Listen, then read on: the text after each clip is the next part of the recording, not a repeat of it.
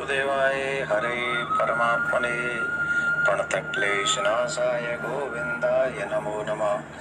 वृंदावन कलानाथ हृदयानंदवर्धनौ सुखदौ राधिका कृष्णौ भजेयम कुंजगामिनौ। आप सब प्रभु प्रेमियों को मेरा प्यार भरा राधे राधे। इस वीडियो में चर्चा करेंगे एकादशी, आषाढ़ मास की कृष्ण पक्ष की एकादशी के विषय में, जिसे हम योगिनी एकादशी के नाम से जानते हैं। बहुत अद्भुत इस एकादशी के व्रत का महात्म्य है। पद्म पुराण के अनुसार योगिनी एकादशी व्रत के दिन व्रत या उपवास करने से सभी तरह के पाप, जो कि मनुष्य योनि में जाने अनजाने में अनेक प्रकार के पाप होते हैं, एक दो पाप नहीं होते हैं। हम लोग मनुष्य हैं, अनेक प्रकार के पाप कर बैठते हैं। कई बार जानकर करते हैं, कई बार अनजाने में करते हैं, लेकिन दोबारा ना करने की शपथ लेकर अगर योगिनी व्रत, वो योगिनी एकादशी का व्रत किया जाए तो इस व्रत का ये बहुत बड़ा फल है कि मनुष्य के सभी प्रकार के पाप इस व्रत को करने से समाप्त हो जाते हैं।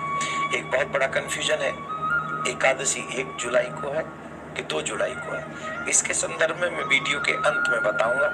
आप लोग इस पूरी वृतांत को मन लगाकर श्रवण करें। इस व्रत के पुण्य का प्रताप कई यज्ञों के बराबर फल मिलता है। योगिनी एकादशी व्रत पर भगवान विष्णु की या अपने इष्ट की, जैसे हम लोग भगवान श्री कृष्ण की पूजा करते हैं युगल सरकार की, वैसे आप कोई भी राम भगवान सीताराम जी की पूजा करते हैं, हम किसी भी मतलब अपने आराध्य की पूजा करें, पर इसमें नारायण भगवान की पूजा की जाती है, मीन्स अपने इष्ट श्री कृष्ण की पूजा की जाती है। और उस समय हमें ज्यादा से ज्यादा सत्य बोलना चाहिए। दसवीं की रात्रि से ही हमें ब्रह्मचर्य का पालन करना चाहिए। संभव हो सके तो हम लोगों को दसवीं की रात्रि को ही भोजन नहीं करना चाहिए, संयम रखना चाहिए। जो भी मनुष्य जरूरतमंद हो, दसवीं की रात्रि से ही हमें स्वभाव अपनाना चाहिए कि जरूरतमंद का हम सहयोग करें, उसे जो भी व्यवस्था कर सके उसे सुख दे सके, जल पिलाकर, फलहार कराकर आदि आदि, तो हमें वो अवश्य करना चाहिए। और इस योगिनी एकादशी व्रत में रात्रि में विशेषतः जागरण का बहुत बड़ा महत्व है। जिस व्यक्ति को प्रचुर संपत्ति चाहिए, सुख चाहिए, ऐश्वर्य चाहिए, यश चाहिए, ऐसे मनुष्य को योगिनी एकादशी की रात्रि में व्रत करना चाहिए।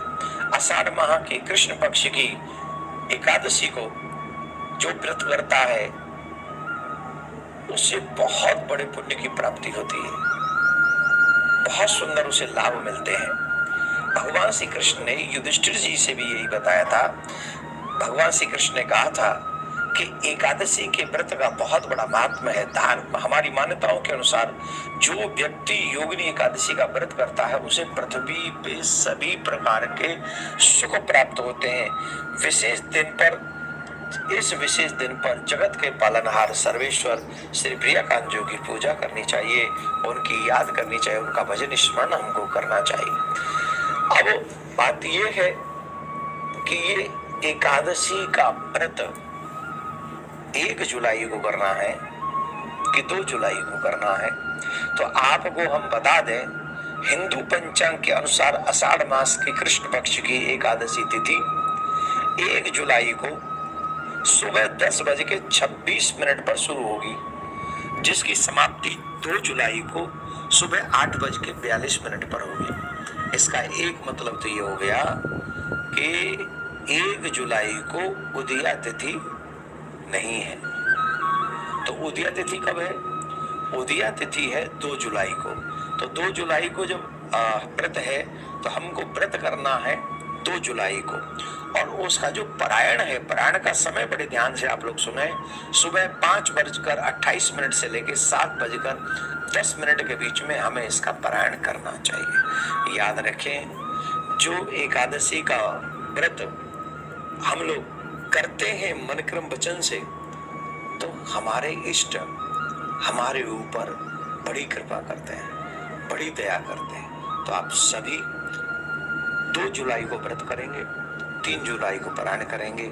विशेष इच्छाओं को पूर्ण करने के लिए आप जो चाहते हैं उस दिन जागरण करके भगवान का भजन करें, और संभव हो सके तो तुलसी से भगवान का 4 पहर में अर्चन करें।